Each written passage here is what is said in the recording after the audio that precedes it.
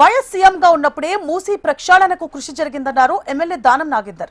గత ప్రభుత్వం Musi ప్రక్షాళనను gold storage లో పడేసిందని దానం ఆరోపించారు. రేవంత్ సర్కార్ మూసీ ప్రక్షాళనకు కట్టుబడి ఉందన్నారు దానం నాగేందర్.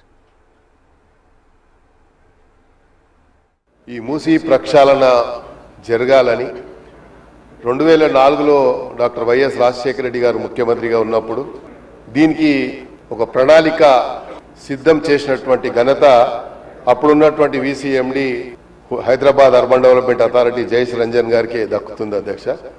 దాన్ని మళ్ళీ కోల్డ్ స్టోరేజ్లో వేసిన తర్వాత ముఖ్యమంత్రి గారు ఆలోచించి మూసీ ప్రక్షాళన జరగాలి, ఇది ఒక హైదరాబాద్ నగర నడిబొడ్డులో ఉన్నటువంటి ఒక లేక్ని ఇది ఏదో కంటామినేటెడ్ వాటర్ పోతుంది, కంటామినేటెడ్ వాటర్ ద్వారా ప్రజలకు మురికి, ఇప్పుడే నల్గొండ వాసులు మా ఉన్నటువంటి ఇరిగేషన్ కానీ మా రైతులు పండించినటువంటి పంట అమ్ముకోలేని దయనీయ పరిస్థితిలో ఉన్నామని చెప్పేటువంటి పరిస్థితి వచ్చింది. అంటే దీన్ని కోల్డ్ స్టోరేజ్లో వేయడం వల్లనే వచ్చిందని చెప్పడానికి నేను కూడా సంకోచించడం లేదు.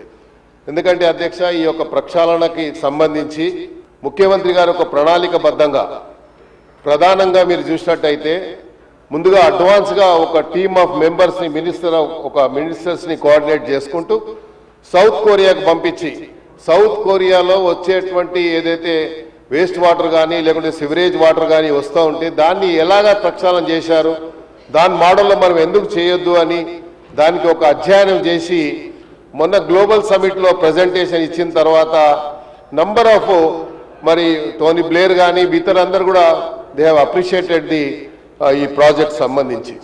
సో అధ్యక్ష, దీంట్లో నేను గౌరవ మంత్రి గారిని మీ ద్వారా కోరుతా ఉన్నాను, దీనికి ఒక టైం లైన్ ఏముంది,